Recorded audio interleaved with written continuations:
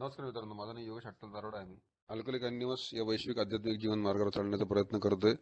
त्यामुळे कुठल्याही प्रकारचं व्यसन केलेलं नाही मित्रांनो, आणि मद्य व्यतिरिक्त अन्य बऱ्याच गोष्टींपासून सुरक्षित सावधान दूर राहायला लागतं. मित्रांनो, अं, गजानन भाऊ आणि मी आजच्या मीटिंग बद्दल बोलत असताना मी त्यांच्याकडे 10 मिनिटं मागितली आणि जरा शांततापूर्वक विचार केला की विषय विषय भरपूर आहेत बोलायला, परंतु का कुणास ठाऊक स्पॉन्टेनियसली पहिल्या पायरीवर बोलावं असं आवर्जून वाटलं. याचं कारण असं होतं मित्रांनो की अं, बऱ्याचदा सध्या ऑनलाईन आणि फिजिकल असं दोन्ही मीटिंगचं स्वरूप आलेलं आहे.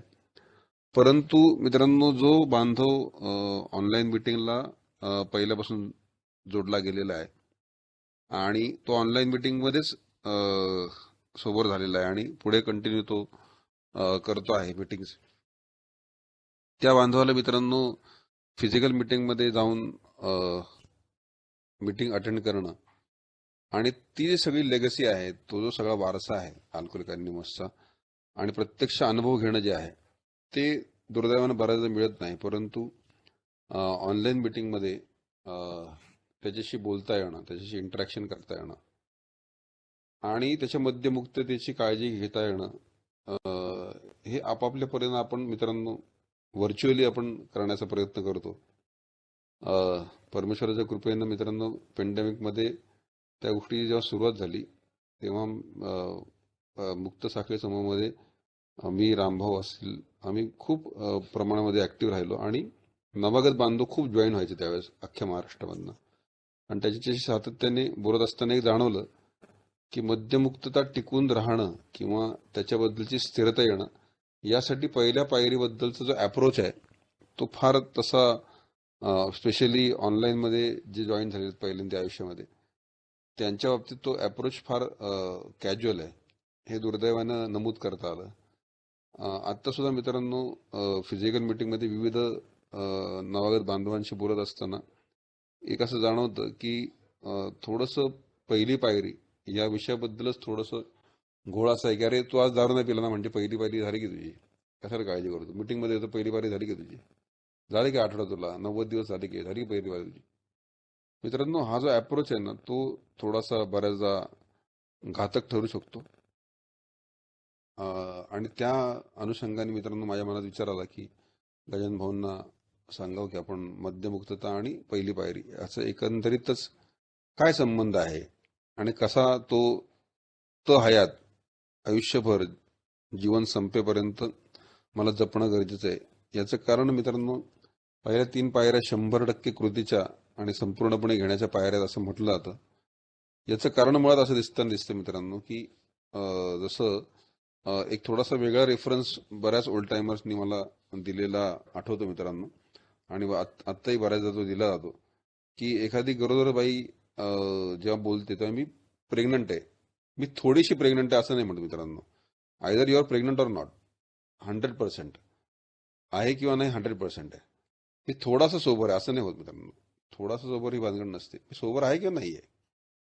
तर हे बिंबवणं जे आहे नवागतांच्या मनावरती, हे ओल्ड टाइमर्स फिजिकल मीटिंगमध्ये फार कसोशीनं आणि प्रयत्नपूर्वक करायचे, त्यांच्याशी संपर्क करायचे, त्यांच्याशी संवाद साधायचे. परंतु बऱ्याचदा ऑनलाईन मीटिंगमध्ये नवागत बांधव जर आला तर मात्र थोडीशी ती जी ऊब आहे नातेसंबंधांमधली किंवा बोलण्यामधली किंवा एक त्याच्या खांद्यावरती हात ठेवून त्याला समजून सांगण्यामधली, ती जरी आपल्याला प्रत्यक्षात अनुभवता आली नाही तरी सुद्धा त्याला ह्या गोष्टीचं गांभीर्य कसं समजावून सांगता येईल. मित्रांनो, पहिली पायरी आम्ही मान्य केले की आम्ही मद्यशक्तीपुढे हतबललो आणि आमचं जीवन अस्तव्यस्त आहे.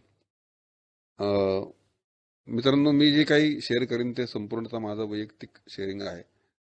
जर काही चुकलं असेल तर मला माफ करा मोठ्या मनानं, किंवा आपण बोलायचा प्रयत्न करू नंतर जर वेळ राहिला आपला तर.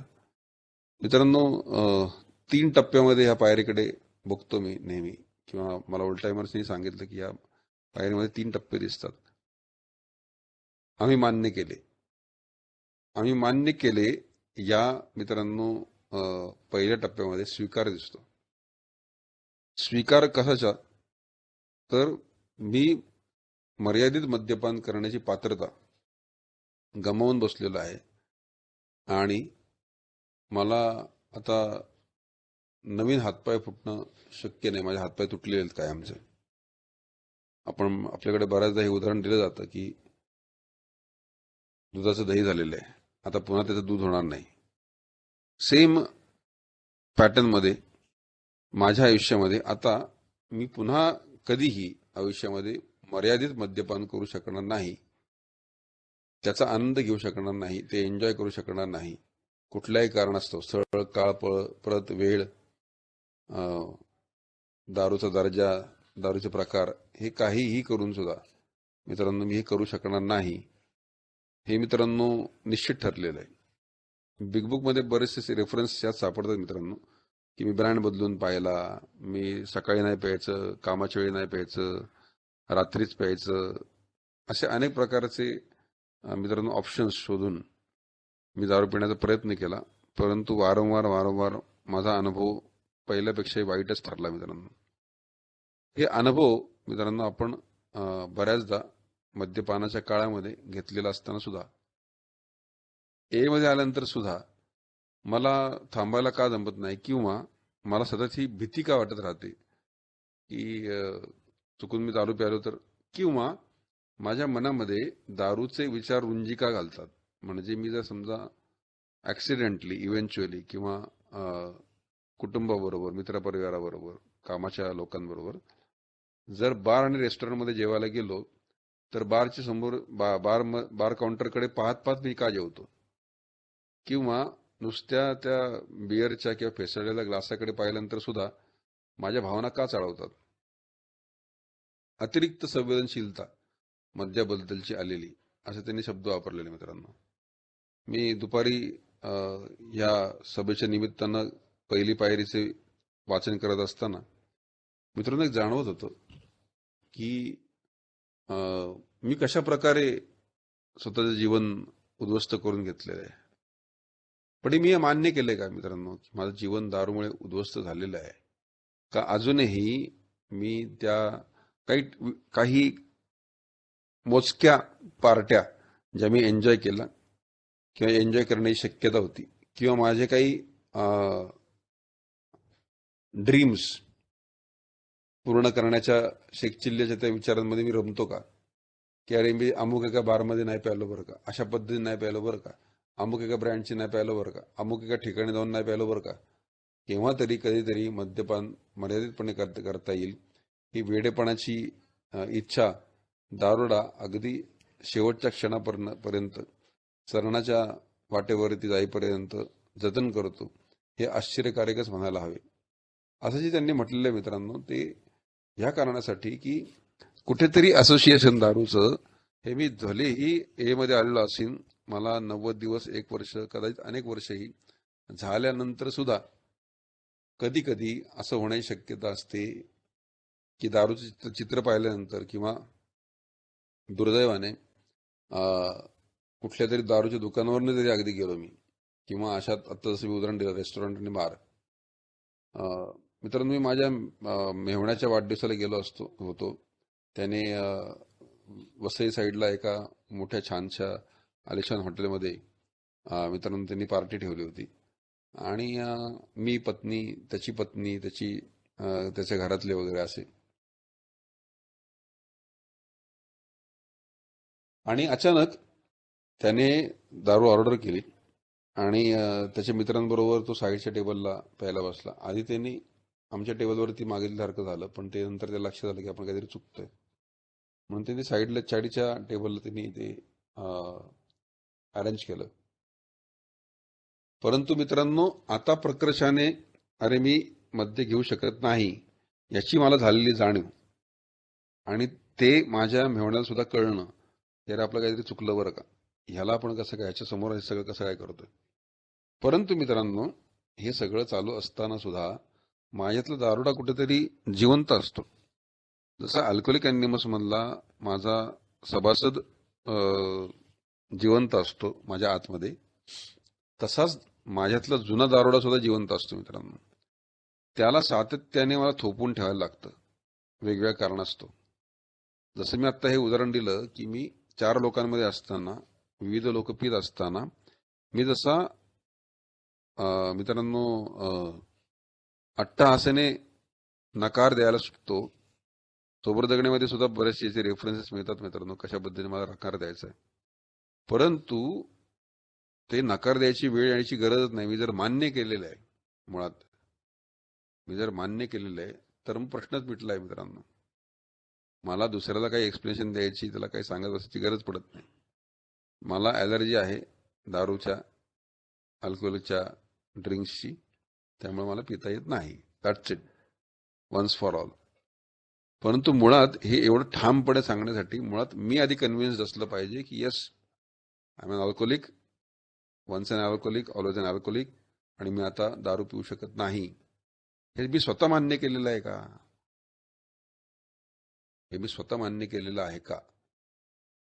आणि जर मान्य केलेलं आहे तर त्याचं प्रमाण किती आहे? जसं मी मगाशीच म्हणाल तसं मी थोडीशी प्रेग्नंट आहे असं नाही होत मित्रांनो.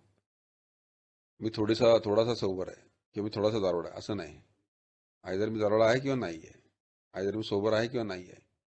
ती जी क्लॅरिटी आहे मित्रांनो, ती येण्यासाठी पहिली पायरी निश्चित मला मदत करते. आणि ही पायरी मित्रांनो मला जाणवतं ही माझ्यासाठी रोज घेण्याची पायरी आहे, रोज, आणि परिपूर्णतेने घेण्याची पायरी आहे. म्हणूनच तुम्ही आज मद्यमुक्त राहिलो ना. परंतु मित्रांनो मला दुसऱ्या 2 टप्प्यांमध्ये जेव्हा आपण वळतो तेव्हा एक दिसतं की आम्ही मान्य केले की मद्यशक्तीपुढे आम्ही हतबल आहोत, पॉवरलेसनेस, आणि आमचं जीवन अस्ताव्यस्त झालेलं आहे. Life became unmanageable. मित्रांनो या 3 टप्प्यांचा जर विचार केला तर पहिल्या टप्प्यापाशीच माझ्या बऱ्याचशा गोष्टी अडकलेल्या असतात मित्रांनो. मी मान्य केलंय असं म्हणतो, परंतु वस्तुतः माझ्या मनाचा वेगवेगळे खेळ चालू असतात मित्रांनो. की मला केव्हा तरी कधीतरी जमेल दारू प्यायला, किंवा काय होतंय एखादा पेक घेतलं तर काय होतंय, आता आता आता जमेल ना. नाही जमत मित्रांनो, नाही जमत. असे अनुभव आपण अनेकदा घेतलेले असून सुद्धा कुठेतरी ती दारूची झिंग, ते वातावरण, ती नशा, ते सगळं जे ना मित्रांनो ते मला कुठेतरी अजूनही रिकॉल होत असतं मित्रांनो. आणि इथेच ती घातक वेळ असते जेव्हा मला सावरायचं असतं. Think before you drink. To call your sponsor is before, not after. Time to call your sponsor. मित्रांनो हे जे काही वाक्य आहे ते मित्रांनो ह्या पहिल्या पायरीचा निचोड असं म्हणायला हरकत नाही. Think before you drink. Think before you drink माझ्याकडनं कसं कधी होईल मित्रांनो? जर मी ते 100% मान्य केलेलं असेल की माझं जीवन अस्तव्यस्त आहे, मी मद्यशक्तीपुढे हतबल आहे, हे जर मी 100% मान्य केलेलं असेल तर आणि तरच मी विचार सुद्धा करेन मित्रांनो.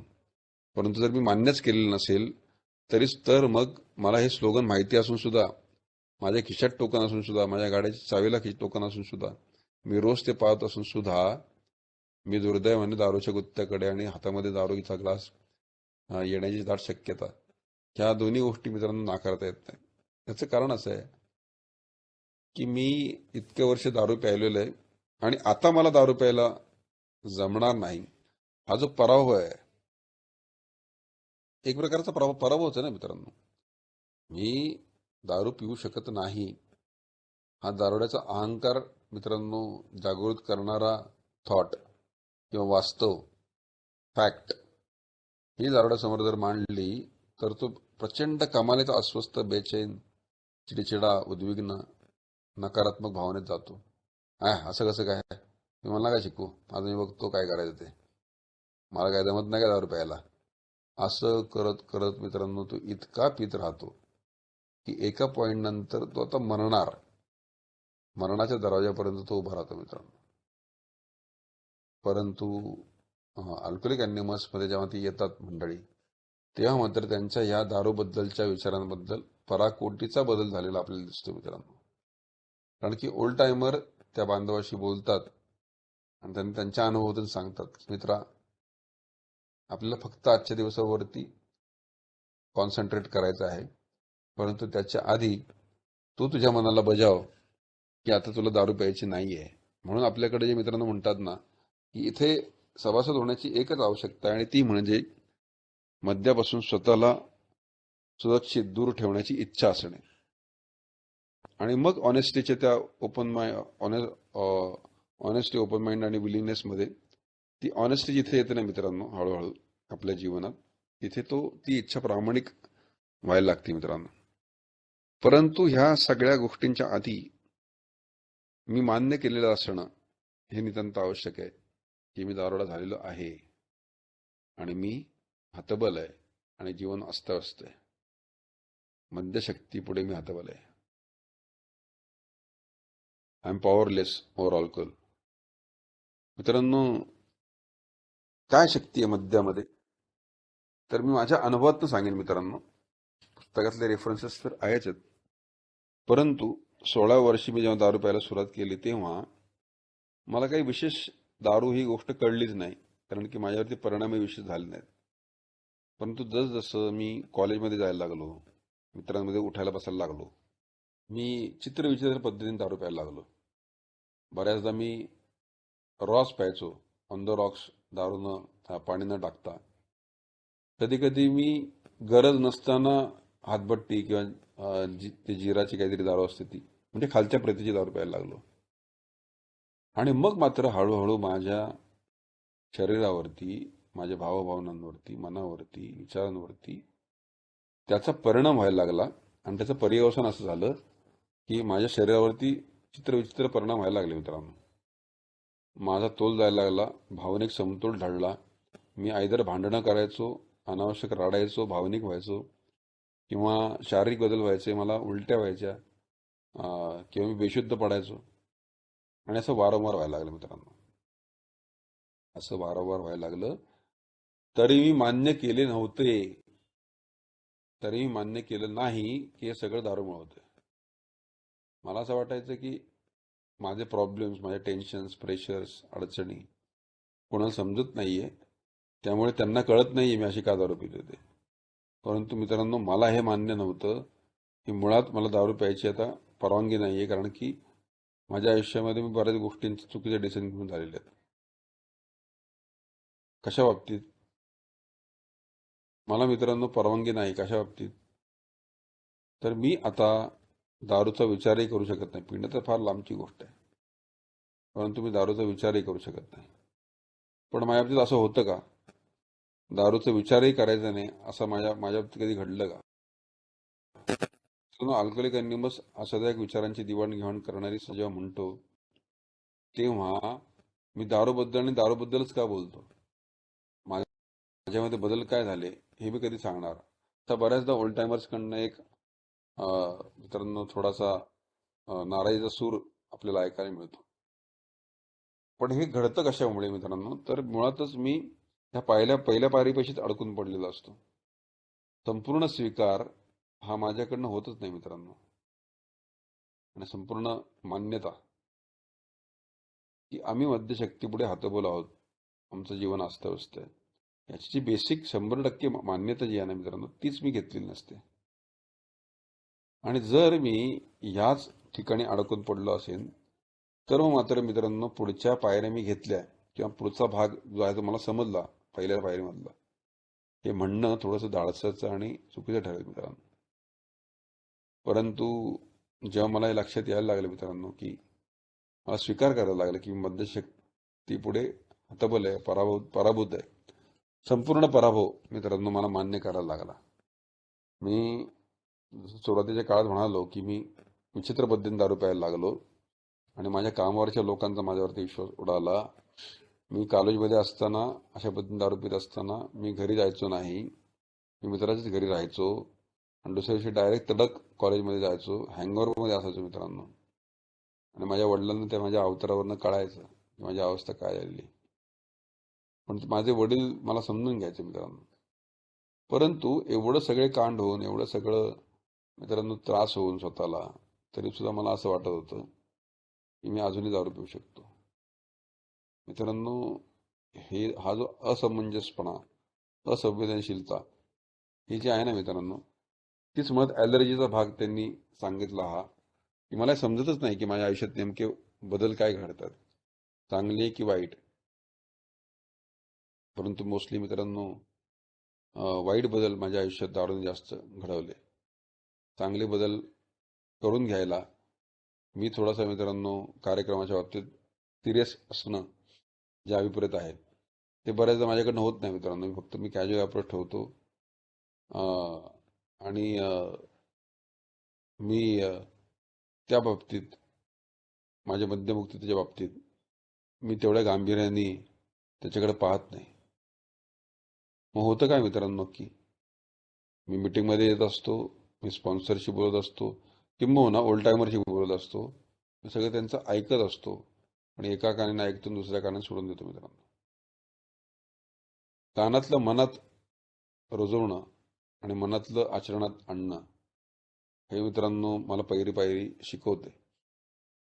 जेव्हा मी पहिल्याच टप्प्यामध्ये मान्य करतो, स्वीकार करतो, मध्यशक्ती पुढे हातबल आहे, तेव्हा कुठे मित्रांनो माझ्या सोब्रायटीला खऱ्या अर्थाने सुरुवात होते. परंतु ही पहिली पायरी माहीत असून सुद्धा आपल्या बांधवांमध्ये तेवढी जागरूकता का निर्माण होत नाही, याचा जेव्हा ओल्ड टायमर्स विचार करतात, सभेमध्ये चर्चा होते, तेव्हा एक जाणवायला लागतं मित्रांनो की ती जागरूकता येण्यासाठी मात्र माझी मनाची तयारी जी आहे ती पक्की व्हायला लागते मित्रांनो. आणि ती मनाची तयारी जी आहे ती त्या पहिल्या टप्प्यामध्ये मान्यता मला आणण्यासाठी मदत करते मित्रांनो. कारण माझी मनाची तयारीच जर झाली नसेल हे स्वीकारण्यासाठी, मान्य करण्यासाठी की मी दारोडा झालेलो आहे, दारोडा झाले कशा प्रकारचा, तर मी जसं वर्णन केलं मित्रांनो की मला कुठल्या थराला जायचंय दारू पिण्यासाठी हे मला ठरलेलं म्हणजे माझ्या हातात राहिलं नव्हतं मित्रांनो. मी हेल्पलेस झालो होतो. दारू कशी, किती, कुठे, कुणाबरोबर प्यायची हे माझ्या नियंत्रणाबाहेर गेलं होतं. हा माझ्या आयुष्यातला पहिला टप्पा होता. नंतर मित्रांनो मी दारू प्यायल्यानंतर कसा कसा आणि काय काय वागायला लागलेलं आहे हेही मला समजेनसं झालं आणि त्यामुळे लोक मला टाळायला लागली. मित्रांनो, माझे संबंध खराब व्हायला लागले. आणि एका पॉईंट नंतर मित्रांनो माझं कुटुंब उद्ध्वस्त झालं. माझी पत्नी, माझी पहिली पत्नी ही मला मित्रांनो मी तुला सोडून जाणार अशा पद्धतीने तिने मला अल्टिमेटम देऊन टाकला. आणि खरोखरीच आज ती माझ्या दुर्दैवाने माझ्या बरोबर नाही. माझं दुसरं लग्न झालं, परंतु ते जे काही मी गमावून बसलेलं आहे त्याची रिकव्हरी मी कशी करणार आहे मित्रांनो. माझ्या आयुष्यातली अतिशय महत्त्वपूर्ण वर्ष जी मित्रांनो मी गमावून बसलो, ती कशामुळे गमावली मित्रांनो, तर मला हे समजतच नव्हतं की पत्नी ह्या लेवलला आलेली आहे की मी तुझ्यापासून लांब जाईन, डिवोर्स घेईन. तरी सुद्धा मला समजत नव्हतं की अरे मला थांबायला हवं. याचं कारण असं होतं मित्रांनो की मी हे मान्यच करत नव्हतो की दारूमुळे माझ्या आयुष्याचं वाटोळ होत चाललेलं आहे. मित्रांनो ते एकदा मान्य केलं की मग मला सोपं होतं की पुढच्या टप्प्यामध्ये जिथे मित्रांनो मी मध्यशक्तीपुढे हतबल आहे असं म्हटलं जातं. ती हतबलता मित्रांनो काय आहे, तर मला मी दारुडा झालोय हे समजत नाही, किंवा समजलं तरी मी ती मान्य करत नाही. आणि मान्य केलं तरी मग ती दारू थांबवण्यासाठी मला काय करायला लागेल याची विचारणा किंवा याचा ध्यास मी घेत नाही मित्रांनो. मी सुरुवातीचे काही दिवस मद्यमुक्त राहतो. मला असं वाटतं मला समजू लागलंय सगळं. आणि मग पुन्हा ये रे माझ्या मागल्या 1 वर्षानंतर, 2 वर्षानंतर, 10 वर्षानंतर काहीतरी माझा दारू घात करते आणि मी परत मित्रांनो त्या दुर्दैवी गर्तेमध्ये अडकायला लागतो.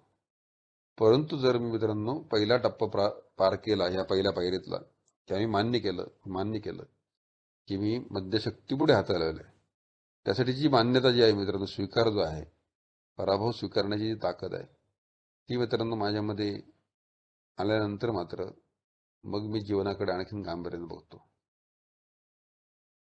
आणि तो टप्पा येतो मित्रांनो, मी मद्यशक्तीपुढे हतबल आहे. ती हतबलता मित्रांनो की मी माझं स्वातंत्र्य गमावून बसलेलं आहे, की मी मद्याशिवाय राहू शकतो, मद्याशिवाय जगू शकतो, याचं मी स्वातंत्र्य एकतर हिरावून घेतलं असतं स्वतःच. आणि मला इतर कुणी सांगितलं समजतच नाही मित्रांनो. बऱ्याचदा डॉक्टरने सांगितले सुद्धा मान्य होत नाही. मी अनेक शपथा घेतो, अनेक पोकळ किंवा पर्यायी दुबळ्या वचनांची पूर्तता करण्यासाठी मी प्रयत्न करत राहतो. मी विविध धार्मिक अ, गोष्टी करायला लागतो. मी माझ्या मुलांच्या शपथा घ्यायला लागतो, बायकोची शपथ घ्यायला लागतो. आणि काही दिवसांनी पुन्हा एकदा परत तसंच. बिलच्या स्टोरीमध्ये बिल साहेबांची जी अवस्था आहे मित्रांनो, की त्यांनी ठरलं होतं की आता मला दारू प्यायची नाहीये, मला कामाच्या ठिकाणी जायचंय आणि मला परत घरी जायचं. परंतु ते असं लिहितात मित्रांनो त्यांच्या स्टोरीमध्ये, की मी अचानकच दारूच्या गुत्त्याकडे कसा वळलो हे मला समजलं नाही मित्रांनो. ही जी हतबलता आहे ती आता मला समजेनासं झालं की मी अशी का दारू पितो. मित्रांनो, मी समोर भरलेला प्याला असायचा दोघांचाही किंवा मित्राचा आणि माझा, आणि तो जर वॉशरूमला साधा गेला 2 मिनिटासाठी, तर मी माझा पेला अर्धा करायचो, त्याच्यातली अर्धी दारू माझ्या पेल्यात टाकायचो आणि त्याच्या पेल्यात पाणी टाकायचो. इन शॉर्ट, दारू सुद्धा मी चोरून प्यायला लागलो होतो. ही जे काही मित्रांनो हतबलता आहे माझ्या जीवनामधली दारू समोरची, की मला तेवढी प्यायल्यानंतर सुद्धा आनंद मिळाल्याची गॅरंटी असल्यामुळे मी दुसऱ्याच्या ग्लासामधील दारू चोरून प्यायला लागलो. हे मित्रांनो मी काय करत होतो, मला असं करायचं होतं का? निश्चित नव्हतं करायचं. परंतु मला जी पद्धत सापडली दारू पिण्याची, त्याच्यामध्ये मित्रांनो मी कसा अडकत गेलो. मग ती पद्धत काय, तर मित्रांबरोबर जायचं, बसायचं गुत्त्यामध्ये. मग तो पैसे देतो का मी पैसे देतो का, दोघांकडे पैसे नाही, मग का उधारपाधार करतोय, चोऱ्या करतोय, काय लुटमार करतोय, अशा कुठल्याही पद्धतीनं दारू पिण्यासाठी पैसे मॅनेज करायचे. आणि पैसे संपले की पुन्हा एकदा काहीतरी झोलझापटे करायचे किंवा राडे करायचे किंवा काहीतरी वाममार्गाने म्हणा किंवा काहीतरी तेवढ्यापुरता विचार करून हलक्या दर्जाची कामं करून मित्रांनो फक्त दारू पिण्यासाठी पैसे कमवायचे. अशी ही जे काही मित्रांनो मानसिक अवस्था झाली होती माझी, ती जी माझी हतबलता आहे ती मित्रांनो मला कळायला बरेच वर्ष जावे लागली. आणि हेच होऊ नये नवगतांच्या बाबतीत म्हणून हा अट्टास आहे मित्रांनो, की का पहिली पायरी एवढी महत्वाची आहे. मित्रांनो, हा पहिला टप्पा बांधवांनी समजून घेतला की मग दुसऱ्या टप्प्याचं मित्रांनो महत्व आपल्याला कळतं, की मी एकदा हतबलता स्वीकारली. मित्रांनो, पुन्हा तिथं तेच आहे की मी मान्य करतो ना, मी हतबल आहे, मान्य करतो. आणि ती मान्यता मिळाल्यानंतर माझं जीवन अस्ताव्यस्त आहे. मित्रांनो, हा मात्र टोकाचा जो भाग आहे की माझं जीवन अस्ताव्यस्त आहे. मित्रांनो, अतिशय दुर्धर शारीरिक व्याधी, मानसिक रुग्णपणा किंवा तुरुंगवास, बायकोशी तलाक होणं किंवा डिवोर्स होणं, या सगळ्या गोष्टी ज्या मी अनुभवल्या मित्रांनो, ती अस्ताव्यस्तता जी होती मित्रांनो, की जी कधी रिकवर होणारी नव्हती. म्हणजे मी माझ्या जीवनामध्ये मित्रांनो, मी जेवढ्या म्हणून गोष्टी केल्या दारू पिण्याच्या काळामध्ये, त्या कधीही नुकसान भरपाई करून देऊ न शकणारे डॅमेज एकतर मी आधी सगळ्यात महत्वाचं म्हणजे स्वतःचं केलं. आणि त्यानंतर मित्रांनो मी माझ्या पहिल्या पत्नीचं म्हणजे माझ्या कौटुंबिक जीवनाचं केलं मित्रांनो. मला दारू प्यायची नसायची. माझ्या पत्नीचं कामाच्या ठिकाणावरती आणि त्याच बिल्डिंगमध्ये ग्राउंड फ्लोअरला एक पुण्यातला फेमस बार होता. आणि मित्रांनो, दुर्दैवाने दिवसा उजेडी मी काम चालू असताना मी तिकडेच दारू प्यायचो आणि खाली त्या पार्किंगमध्येच काहीतरी राडा करायचो. मला असं करायचं नक्कीच नव्हतं मित्रांनो, परंतु मी हतबल आहे आणि अस्ताव्यस्त आहे हे सांगणार ते द्योतक होतं मित्रांनो. मला माझ्या दारू पिण्याची लायकी कळत नव्हती मित्रांनो, की मी काय थराला जाऊन दारू प्यायला लागलेलं आहे. आणि मी मात्र मित्रांनो असं समजायचो की मला काहीही प्रॉब्लेम नाही, माझं काही बिघडत नाही मित्रांनो. आणि हे असं बरेच वर्ष चाललेलं होतं. आणि त्याच्यामध्ये मित्रांनो मात्र मी जसं आत्ता म्हणालो की सुरुवातीच्या काळामध्ये मर्यादित मद्यपान करता येईल असं वाटत होतं. नंतर ती मर्यादित मद्यपान करण्याची क्षमता, कुवत मी हारून बसलो. मी माझा दारून सपशेल पराभव केलेला होता. आणि त्याच्यानंतर मित्रांनो हळूहळू हळूहळू मी दारूशिवाय राहणं मुश्किल झालं. दारूने माझ्यावरती पूर्णपणे कब्जा घेतला होता मित्रांनो, ताबा मिळवला होता. आणि आता दारूशिवाय जगणं मुश्किल होईल असं वाटू लागलं होतं. वेडसरपणाची झाक माझ्यामध्ये यायला लागली मित्रांनो. आणि हे सगळं मला माहिती असून सुद्धा मला दारूच प्यावी लागायची. हे काय होतं? हा जो मित्रांनो आजाराचा जो भाग आहे, ती मला प्यावीच लागायची. ही प्यावीच लागणं जे आहे ना मित्रांनो, ते माझ्या अस्वस्थतेमधलं सगळ्यात मोठं कारण बनलेलं होतं मित्रांनो. कारण की माझ्यासारख्या दारुड्याने मित्रांनो माझ्या उमेदीच्या काळामध्ये सुद्धा जे करायला हवं होतं, ते मला आजही तेवढ्या कॉन्फिडेंटली, आत्मविश्वासाने जमत नसेल.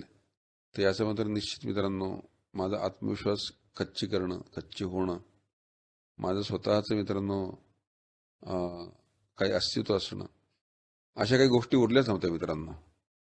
आणि हे जेव्हा मला कळायला लागलं तेव्हा मात्र मित्रांनो सैरभीर झालो आणि शोधायला सुरुवात केली की नेमकं असं माझ्या बाबतीत काय घडलंय, काय घडू शकतं.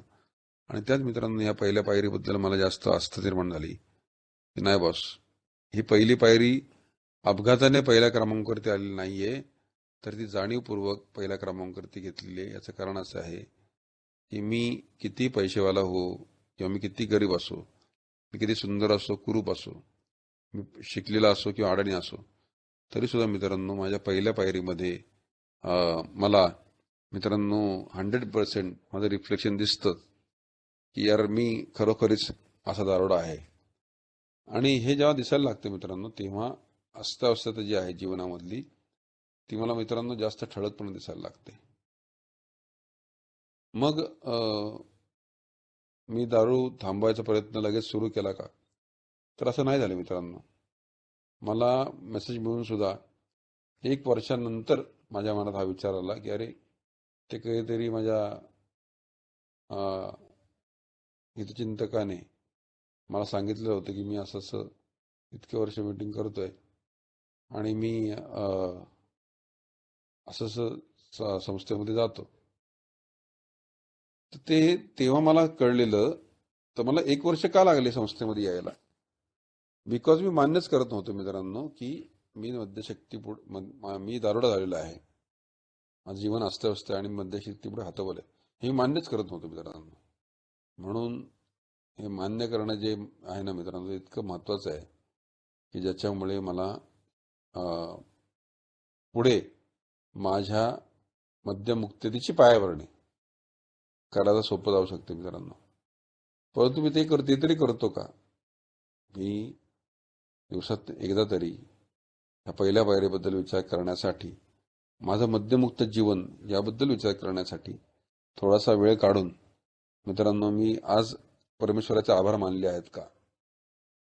की परमेश्वरा, तुझ्यामुळे आज मी मद्यमुक्त राहिलेलो आहे दिवसभरामध्ये. ह्या परमेश्वराचे मी आभार मानलेले आहेत का? ह्या सगळ्या गोष्टी मित्रांनो त्याचा उल्लेख आपल्याला पहिल्या पायरीमध्ये दिसतो मित्रांनो. परंतु दुर्दैवानं असं होतं मित्रांनो की मला दारूपासून लांब राहण्याची तर सवय लागते मध्ये आल्यानंतर. परंतु रोज मी परमेश्वरासमोर हात जोडून सकाळी उठल्यानंतर रात्री झोपताना अशी प्रार्थना करतो का की परमेश्वरा, आज मला मद्यमुक्त राहण्यासाठी तूच मार्गदर्शन कर. मित्रांनो ते जर झालं ना, तर मी त्या दिवशी नक्की दारू पिणार नाही याची खात्री आहे मित्रांनो. मला असं नाही तर जगभरातल्या ए मेंबरना. परंतु मी हे करतो का? ते उच्च शक्तीचं अस्तित्व मी सुरुवातीपासूनच मानतो का? आणि जर मी ते मानलं मित्रांनो, तर मला पहिली पायरी घेताना अवघड जात नाही. मला अस्ताव्यस्तता माझ्या जीवनाची मान्य करायला लाज वाटत नाही. आणि मी तर असं म्हणतो मित्रांनो की मला असं वाटतं स्वतःला व्यक्तिशः की माझ्या मार्गदर्शकाला मी पहिल्या पायरी पासूनच माझ्या बरोबर घेतलं किंवा चांगलं मित्रांनो. कारण की माझं नेमकं जर काही विचारसरणीमध्ये चुकत असेल, विचार करण्याच्या पद्धतीमध्ये चुकत असेल, तर ते निश्चितच मला करेक्ट करेल मित्रांनो. तो मला दुरुस्त करेल. आणि माझ्याकडनं चुकीचा कॉन्सेप्ट मनात रुजवण्याचा जो काही मित्रांनो शक्यता असते, भीती असते, ती मित्रांनो निश्चित दूर होते. परंतु या सगळ्यासाठी मात्र मित्रांनो माझ्या जीवनामध्ये एक युनिफॉर्मनेस येण्यासाठी मला सर्वात आधी मान्य करावं लागतं की मद्यशक्तीपुढे हातभार आणि माझं जीवन असतं. मग मित्रांनो मला ते कसं जमेल?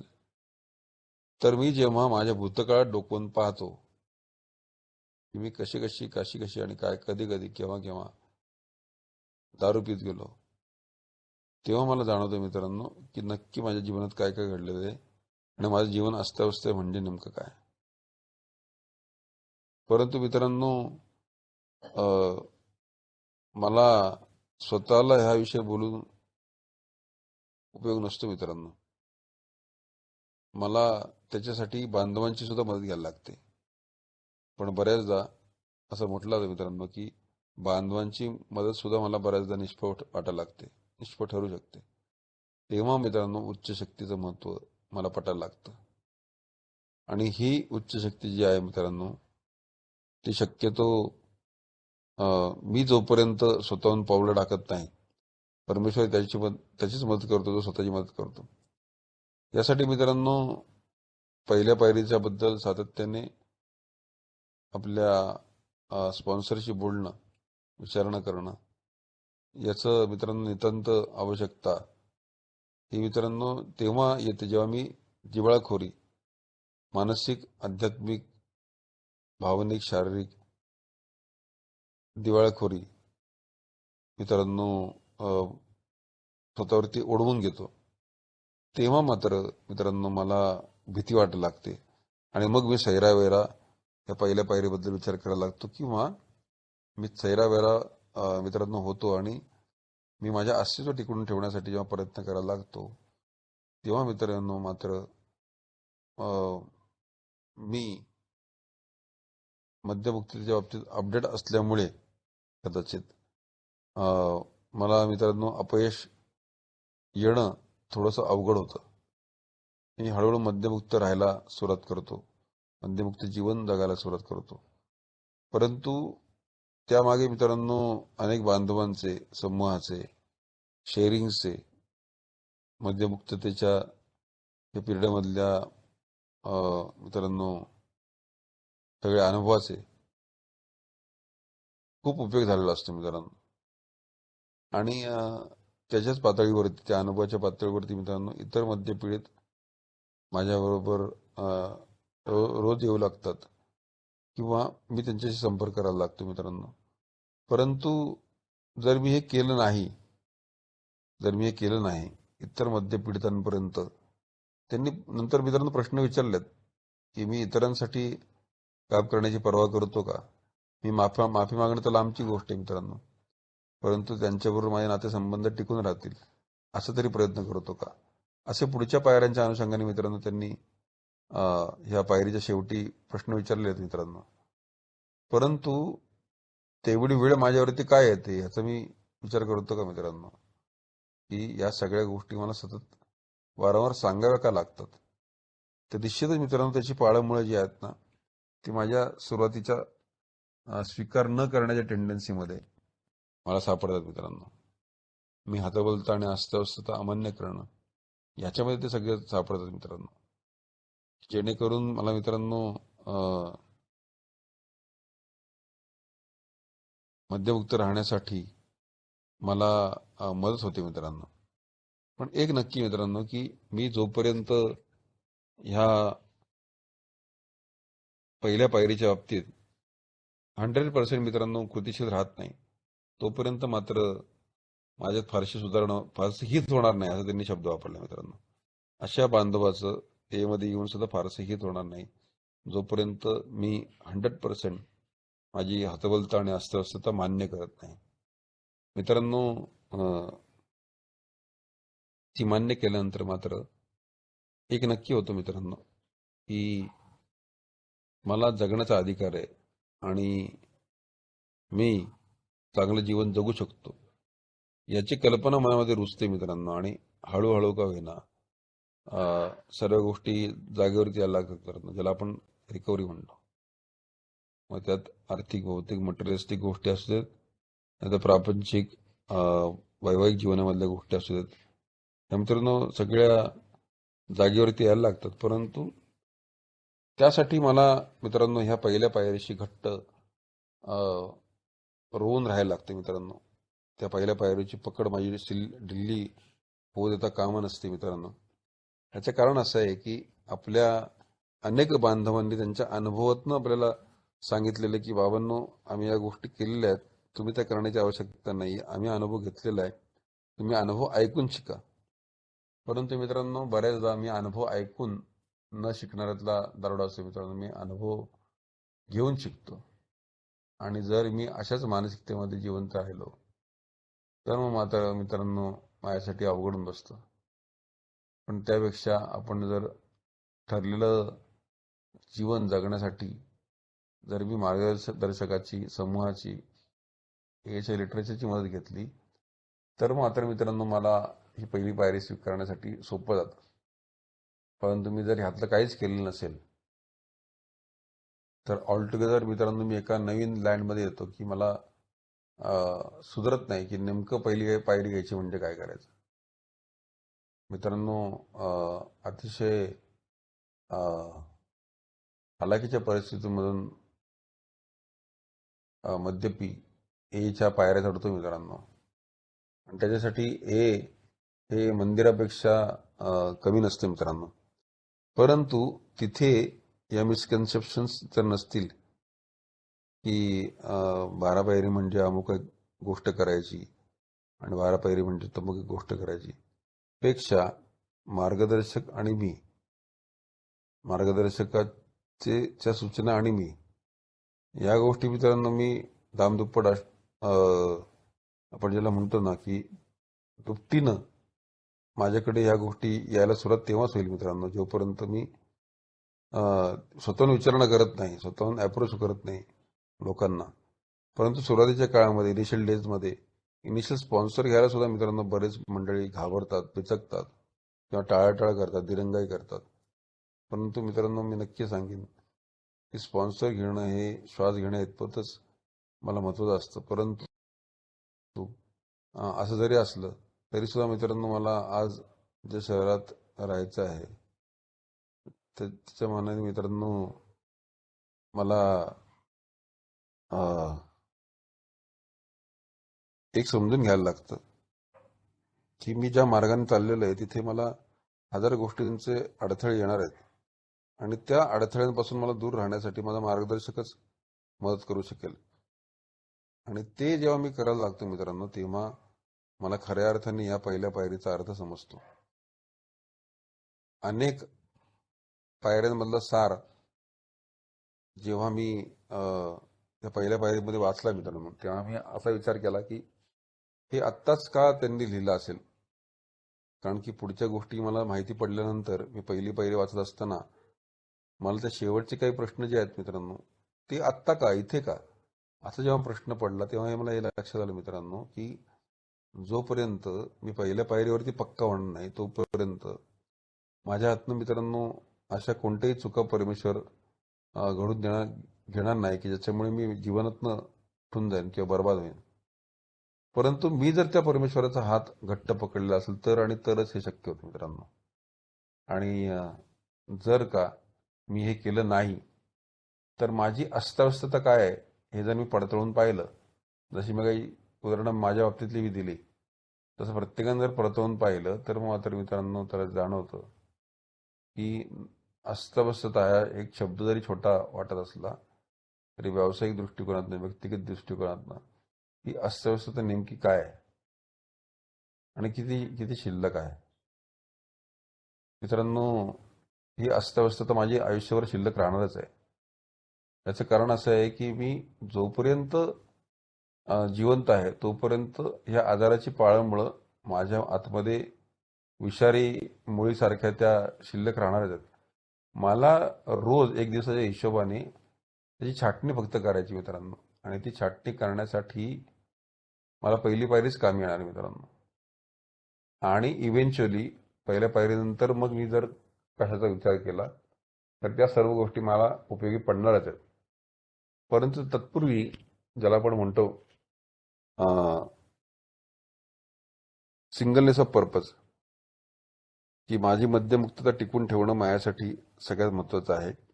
तर त्याचं मित्रांनो फाउंडेशन म्हणा किंवा त्याची जी नीव आहे, त्याची जी बुनियाद आहे, त्याचा जो पाया आहे, त्या पहिल्या पायरीमध्येच मित्रांनो सामावलेला आहे. आणि त्यामुळे मला असं म्हणायचं वाटतं मित्रांनो, की मला पहिल्या पायरीबद्दलच आधी सगळ्यात जास्त आग्रही असलं पाहिजे आणि मग त्याच्या पुढे मित्रांनो पुढच्या पायऱ्या मी माझ्या स्पॉन्सरच्या मदतीने किंवा ओल्ड टायमरच्या मदतीने मी घेण्याचा प्रयत्न करतोच मित्रांनो. परंतु ह्या जर पहिल्याच पायऱ्याच्या पाशी मी अडखळलेला असेल तर मग मात्र पुढचं पाठ मागचं सपाट अशी अवस्था नको व्हायला मित्रांनो. कारण की त्याच्याशी माझी मद्यमुक्तता संबंधित आहे मित्रांनो. आणि जोपर्यंत मी या पायरीचा पूर्ण अंगीकार करत नाही तोपर्यंत दीर्घकालीन मद्यमुक्तता मिळणं मला अवघड आहे किंवा अशक्य आहे मित्रांनो. त्यामुळे नक्कीच मित्रांनो ह्या पहिल्या पायरीबद्दल माझ्या मतीने जेवढं मला सुचलं तेवढे बोलण्याचा प्रयत्न केला. अदरवाईज तुम्ही तुमच्या स्पॉन्सरच्या विषयी बोलू शकता. माझं काय चुकलं असेल, खूप दमलोय मित्रांनो, कारण की उद्या एका समूहामध्ये याच विषयावरती मला पुण्यामध्ये फिजिकल मीटिंगमध्ये बोलायचं असल्यामुळे मुंबईवरनं पुण्याला आलोय. त्यामुळे फिजिकली मेंटली खूप थकलोय. त्यामुळे मला अजूनही काही गोष्टींवरती बोलायचं असून सुद्धा बोलता येणं अवघड वाटतं मित्रांनो. परंतु मला असं वाटतं वेळही झालेली असावी म्हणून मी थांबतो मित्रांनो. मला बोलायचं दिले ऐकून घेतलं त्याबद्दल आभारी मित्रांनो. धन्यवाद.